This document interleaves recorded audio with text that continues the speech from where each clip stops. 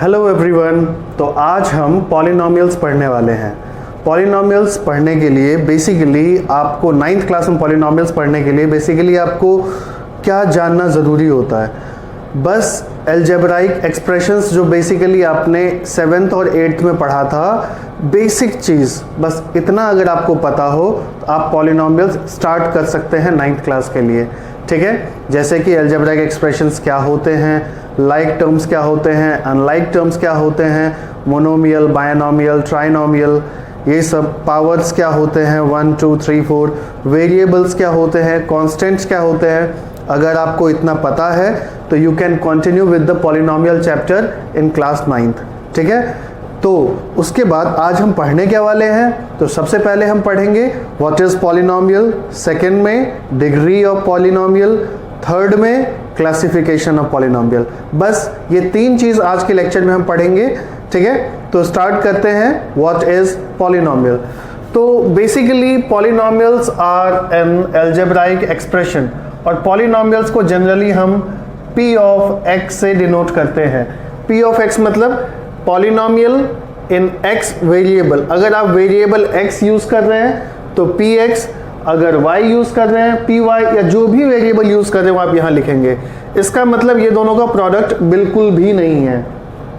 ठीक है, इसका मतलब ये है कि पॉलिनोमियल है और पॉलिनोमियल इन x वेरिएबल। अब इसका स्टैंडर्ड इक्वेशन क्या होता है, किसी भी पॉलिनोमियल को स्टैंडर्ड तरीके से जब लिखा जाता है तो क्या लिखते हैं, ये देखिए, इसको लिखा जाता है ऐसे। बस कीप योर काम एंड ध्यान से देखते जाइए, जो भी मैं बता रहा हूं बहुत अच्छे से समझ में आ जाएगा।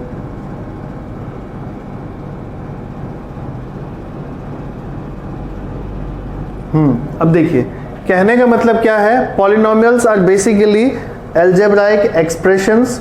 उसके बाद उस अलजेब्राइक एक्सप्रेशंस में भी क्या है कि ये x की पावर है और ये जो उसमें मल्टीप्लाई हो रहा है ये कोएफिशिएंट है। ठीक, तो मैं क्या लिखूंगा, वेयर, ये पॉलिनोमियल होता है, इसको मैं और सिंप्लीफाई करके बताता हूं, where an-1 an-2 till a2 a1 and a0 are constant coefficients। constant coefficients। अब आप बोलेंगे कि ये कोएफिशिएंट क्या होते हैं, तो कोएफिशिएंट वो होते हैं जो कभी किसी वेरिएबल में मल्टीप्लाई हो जाए। तो जैसे कि ये इस वेरिएबल में मल्टीप्लाई हो रहा है, an कांस्टेंट है, an-1 कांस्टेंट है, an-2 कांस्टेंट्स हैं। तो ये जब कांस्टेंट किसी वेरिएबल में मल्टीप्लाई हो जाते हैं तो उसे हम कहते हैं कोएफिशिएंट। तो x raise to the power n का कोएफिशिएंट क्या होगा, an। x raise to the power n-1 का कोएफिशिएंट क्या होगा, an-1। जैसे कि अब देखिए 3x raise to the power 4 plus 5x³ minus 6x square plus 7x plus 1। ठीक, इसको मैं कंपेयर किससे करूंगा, स्टैंडर्ड पॉलिनोमियल से अगर करूं तो ये हो जाएगा a4 x raise to the power 4 a3 x raise to the power 3 plus a2 x square plus a1 x raise to the power 1, या ना लिखूं मैं, प्लस a0। तो अब आप देखेंगे क्या किया मैंने, इस बार n की वैल्यू रख दी, इसकी हाईएस्ट पावर जो है वो कोएफिशिएंट के साथ लिखेंगे। ऐसी पावर और कोएफिशिएंट का नाम नंबर सेम रहेगा। ठीक, तो इसकी हाईएस्ट पावर क्या है, 4 है, मतलब हाईएस्ट पावर को मैं क्या बोलूंगा, degree. Highest power of expression को क्या बोलते हैं, degree of polynomial. Degree of polynomial. तो ये जो पॉलिनोमियल मैंने अभी लिखा, ठीक है, इसमें इसकी डिग्री कितनी है, इसकी डिग्री है 4। अब देखिए ये एक स्टैंडर्ड पॉलिनोमियल इसके सामने मैंने लिख दिया। अब अगर मैं बोलूं कि a4 की वैल्यू क्या है, यहां पे लिख देता हूं मैं, ध्यान से देखिए, a4 की वैल्यू क्या है 3, a3 की वैल्यू क्या है 5, A2 -6, A1 7, A0 1। मतलब इसको अगर कंपेयर करें तो ये इनकी वैल्यूज हैं। अब ये तो हो गई पावर 4 के लिए। अगर मैं जनरली पॉलिनोमियल को डिफाइन करूं जिसकी डिग्री 5, 6, 7, 8, 9, 10 कुछ भी हो सकती है, तो उसको मैंने क्या एज्यूम कर लिया, n पावर। तो क्या किया मैंने, ये देखिए जैसे यहाँ 4 लिखा, 4, 3, 2, 1, 0। इसी तरीके से कोएफिशिएंट्स जो हैं इसके A4, A3, A2 इसी के साथ ये भी कम होते चले गए। इन द सेम मैनर इसको क्या लिखा है, an into x raise to the power n। फिर n में से 1 कम हो गया, n में से 2 कम हो गए, पावर भी कोएफिशिएंट भी। ये इसका मतलब क्या है, an-2 या n-2 लिखने का मतलब ये है कि ये जो है ये x raise to the power n-2 का कोएफिशिएंट है। समझ में आया? इसी तरीके से ये कम होते होते होते होते A0 पे पहुंच गया into x raise to the power 0। X raise to the power 0 मैंने क्यों नहीं लिखा, क्योंकि वो तो 1 ही होता है, वहां पे तो वेरिएबल बचेगा नहीं। किसी चीज की पावर 0 आप 1 होता है, आपने पढ़ा होगा, ठीक है, फर्स्ट चैप्टर में भी पढ़ा होगा और 8th क्लास में भी पढ़ा होगा, ठीक है। तो ये तो हो गया पॉलिनोमियल। और इसमें मैंने क्या बताया कि डिग्री ऑफ द पॉलिनोमियल क्या होता है, जो किसी भी पॉलिनोमियल का हाईएस्ट पावर हो उसे बोलते हैं डिग्री ऑफ द पॉलिनोमियल। जैसे कि 4x + 1, 4x³ + x² + 2, इसकी डिग्री कितनी हो गई, इसकी डिग्री हो गई 1, इसकी डिग्री हो गई 3। अब x² + 4x raise to the power 4 + x + 3, इसकी डिग्री, अब ये लिखा ज़रूर आगे है लेकिन हमें हाईएस्ट पावर ढूंढना है, तो हाईएस्ट पावर क्या है 4, तो इसकी डिग्री हो गई 4, ठीक। अब अगर मुझे खाली नंबर लिखा हो मैंने, अब बोला हो कि ये पॉलिनोमियल है, हो सकता है पॉलिनोमियल क्योंकि x raise to the power 0 तो इसके साथ मैं लिख ही सकता हूँ ना, क्योंकि ये तो 1 हो जाएगा। तो इसकी डिग्री क्या होगी, तो अगर कोई वेरिएबल नहीं लिखा है तो डिग्री 0 नहीं बताते हैं, इसकी डिग्री हो जाएगी अनडिफाइंड। इसकी डिग्री क्या होगी, अनडिफाइंड हो जाएगी। आई बात समझ में? तो ये हो गया पॉलिनोमियल और उसकी डिग्री। उसके बाद अब मैं आपको बताता हूं कि अगर आपको बहुत सारे अलजेब्राइक एक्सप्रेशंस दे दिए जाएं तो आप आइडेंटिफाई करेंगे कैसे कि कौन सा पॉलिनोमियल है और कौन सा पॉलिनोमियल नहीं है। उसके कुछ सिम्पटम्स होते हैं, जैसे कि कुछ प्रॉपर्टीज होती हैं जिस बेस पे आप डिसाइड करेंगे कि ये पॉलिनोमियल है या नहीं। वो प्रॉपर्टीज क्या है कि ये जो पावर्स होते हैं ना, n, n-1, n-2, ये जितने भी हमारे वेरिएबल्स हैं इसके जो पावर्स हैं वो पावर आपको किस में मिलने चाहिए, खाली नेचुरल नंबर में। Powers should only be in form of natural numbers, ठीक है। इसके अलावा अगर आपको नेगेटिव नंबर होते हैं, ठीक है, पावर्स नेगेटिव नंबर कभी नहीं होंगे, ठीक है, बिल्कुल नहीं। उसके बाद फ्रैक्शन कभी नहीं होगा पावर।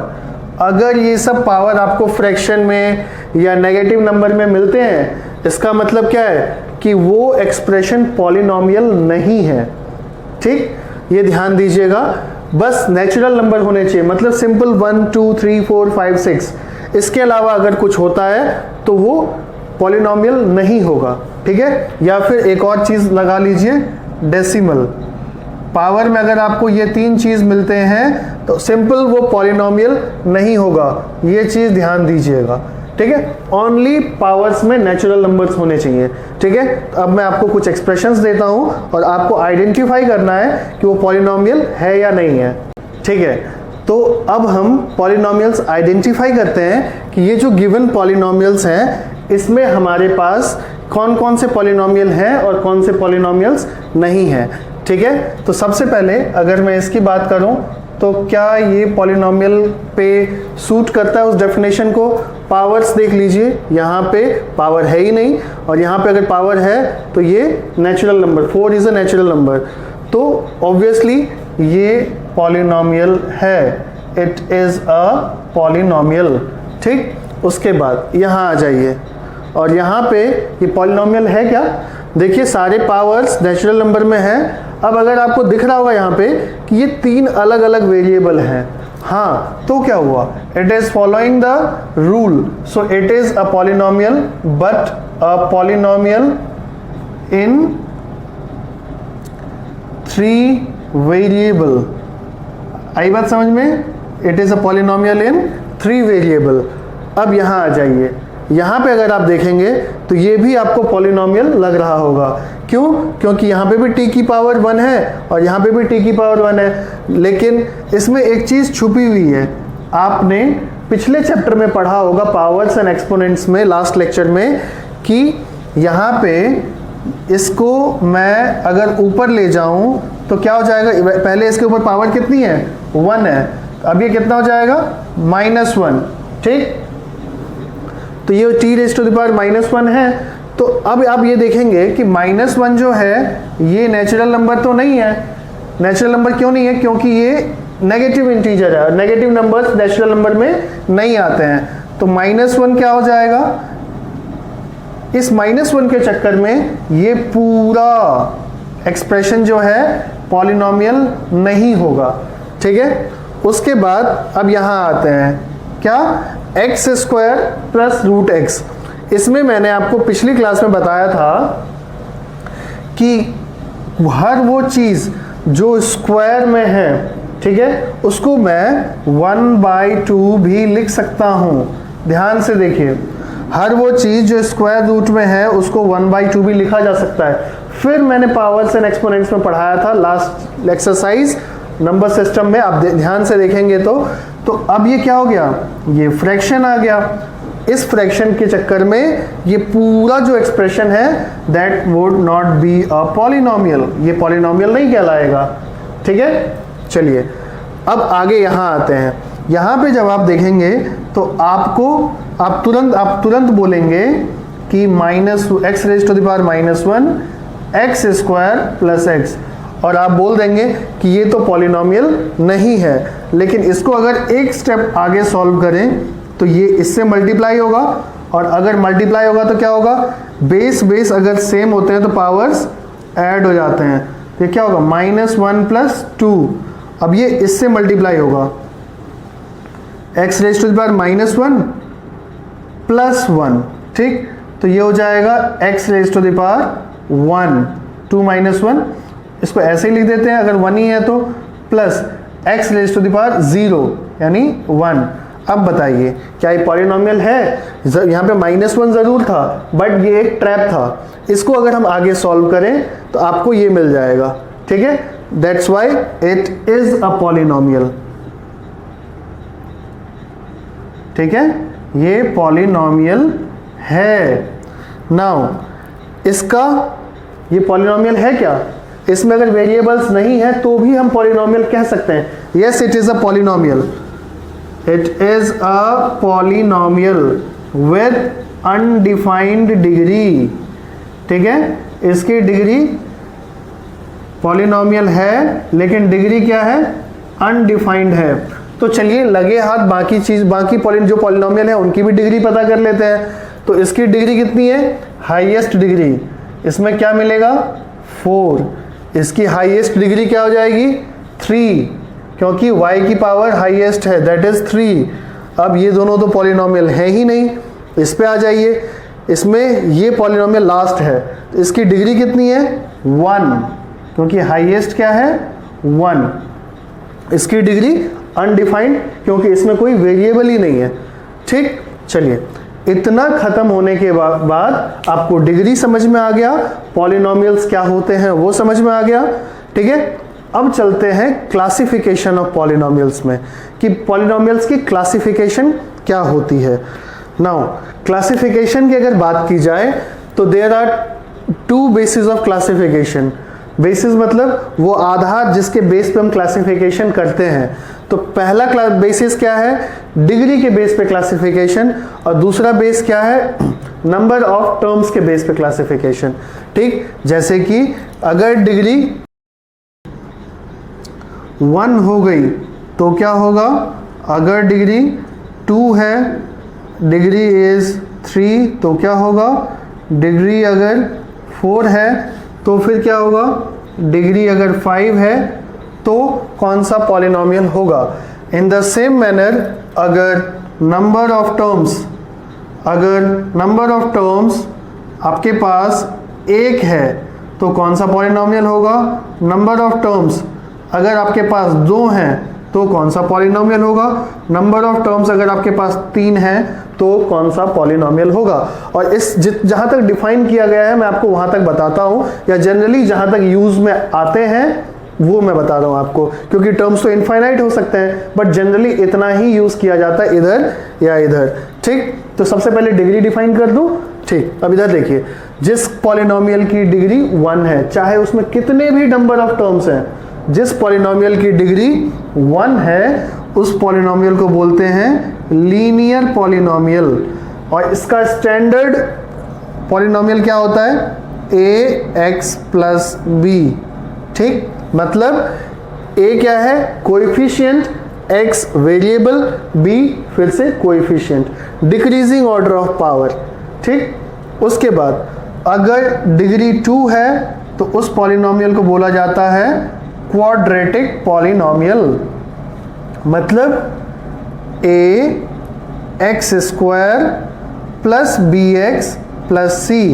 इस केस में a b क्या है, कोएफिशिएंट्स हैं, और फिर से पावर, हाईएस्ट पावर की डिग्री कितनी है, 2, फिर 1, फिर 0। a b c कांस्टेंट्स हैं, ध्यान दीजिएगा। तो ये कौन सा पॉलिनोमियल होगा, क्वाड्रेटिक पॉलिनोमियल, क्योंकि इसकी डिग्री कितनी है, 2। अब डिग्री 3 वाली पॉलिनोमियल क्या हो जाएगा, इसे बोलेंगे क्यूबिक पॉलिनोमियल। ठीक, जब आप क्यूब करते हैं, ये तो बहुत ही आसानी से समझ में आ गया होगा, क्यूब मतलब 3 होता है पहले से ही। तो क्यूबिक पॉलिनोमियल यानी जिसकी डिग्री 3 हो, means ax cube plus bx square plus cx plus d। ये क्या हो गया आपका क्यूबिक पॉलिनोमियल। इसमें कितने डिग्री हैं, 3 डिग्री है, इसमें एक पावर फिर बढ़ गई, a b c d, ये सब क्या है, कोएफिशिएंट्स हैं, कांस्टेंट कोएफिशिएंट्स। ठीक, उसके बाद ये स्टैंडर्ड पॉलिनोमियल हैं इनके लिए। ठीक है, ये इन्हीं को हम फॉलो करते हैं। उसके बाद डिग्री अगर 4 हो गई तो उसको बोलेंगे बाई क्वाड्रेटिक पॉलिनोमियल। कहने का मतलब बाई क्वाड्रेटिक, एक पावर फिर बढ़ जाएगी, एक कांस्टेंट फिर ऐड हो जाएगा। तो ये हो जाएगा ax raise to the power 4 plus bx cube plus cx square plus dx plus e। मतलब फिर से a b c d e constant हो गए और ये पावर एक फिर बढ़ गया, आपको दिख रहा होगा बहुत अच्छे से। देन अब आते हैं डिग्री 5 के लिए। तो इसका आपके लिए नाम नए होंगे, ये तो आपको बहुत आसानी से समझ में आ रहा होगा। तो डिग्री 5 क्या होती है, इसे बोलते हैं हम क्विंटिक पॉलिनोमियल। ठीक, इसका नाम है क्विंटिक पॉलिनोमियल। हालांकि आपको 9th क्लास में बहुत ज़्यादा यहाँ तक यूज़ होगा, लेकिन जनरली यहीं तक आएगा आपके पढ़ाई में। फिर भी इनको कभी किसी MCQ एग्जामिनेशन के लिए याद कर लीजिए, मे भी कहीं कुछ पूछ लिया जाए तो कहीं ऐसा ना हो कि आप किसी क्वेश्चन में अटक जाएं। ठीक है, तो डिग्री 5 विल बी क्विंटिक पॉलिनोमियल। तो क्विंटिक पॉलिनोमियल में इसकी डिग्री कितनी हो जाएगी, 5। तो ये आप आई होप आराम से लिख लेंगे। तो मैं उम्मीद करता हूँ ये आप खुद से लिखिए, देन फिर इधर देखिए आप। तो इसको क्या लिखेंगे, ax raise to the power 5, bx raise to the power 4, cx cube, dx square plus ex plus f। So a b c d e f क्या होंगे, कांस्टेंट होंगे, और एक पावर इधर फिर बढ़ गया। ठीक है, समझ में आ गया। अब चलते हैं टर्म 1, मतलब on the basis of number of terms. अगर एक टर्म होगा तो उस पॉलिनोमियल को क्या बोलेंगे। अब ये डिग्री वाली बात खत्म हो गई, अब नंबर ऑफ टर्म्स पे आ गई बात। जैसे कि x raise to the power 100, क्या ये पॉलिनोमियल है, हाँ जी है, लेकिन इसमें कितने टर्म्स हैं? एक टर्म है। डिग्री कितनी है? 100। ठीक है, तो एक टर्म है, इसे क्या बोलेंगे? मोनोमियल। Mono means 1। ठीक है, नाउ इसमें अगर मैं x raise to the power 40 add कर दूं तो ये कितने टर्म्स हो गए? 2 टर्म्स हो गए।